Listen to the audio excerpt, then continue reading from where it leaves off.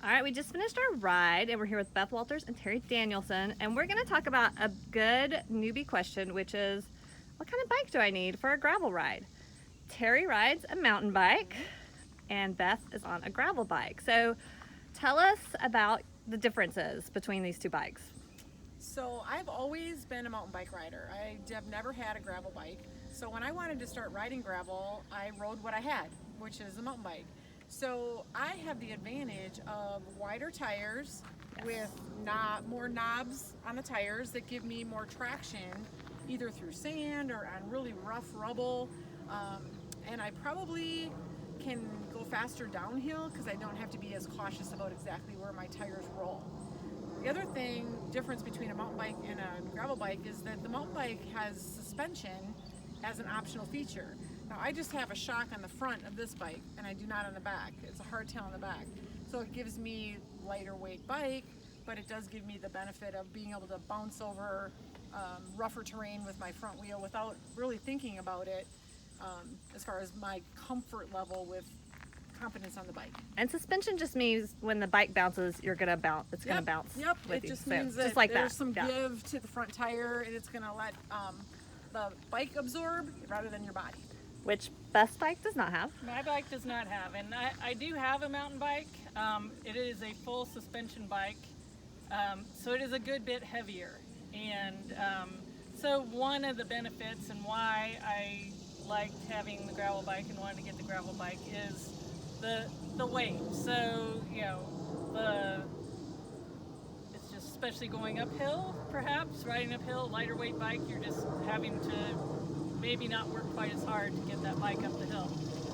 And also with the narrower tires, while the trade-off is in things like heavy gravel or not quite so smooth areas, you don't quite have the traction.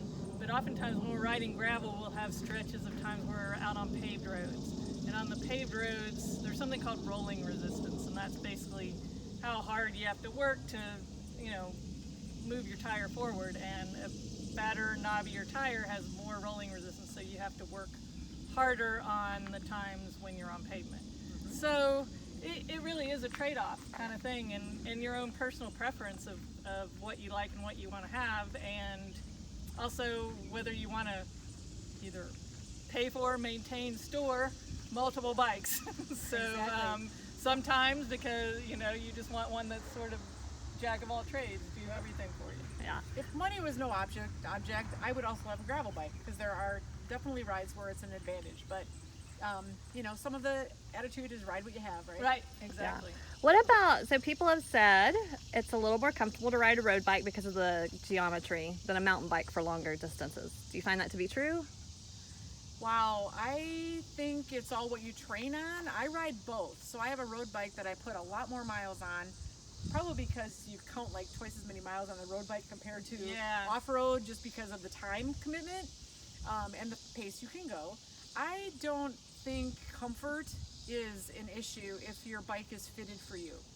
Yeah, I haven't found a difference in comfort. I mean, I have ridden, like I did a ride a couple of months ago that was billed as a gravel ride, but they said there was one stretch of the ride that had some single track that could be a little gnarly and suggested wider tires than I happen to own. So I brought my mountain bike, and it was a longer ride than I normally do on my mountain bike, but I didn't have any troubles with comfort on the bike because of the different position. Awesome. Okay, one last question for Beth. Would you take your gravel bike, maybe not with those tires, but if you had a little wider tires, on some single track? If it was, I have taken, with those tires, I have taken on single track on easier trails, ones that have a lot of technical stuff on it. I might not, just because you're going to bounce around and not have the suspension to help out. But I would take it on some of the easier mountain bike trails. Awesome. All right, thank you so much, ladies. You're welcome.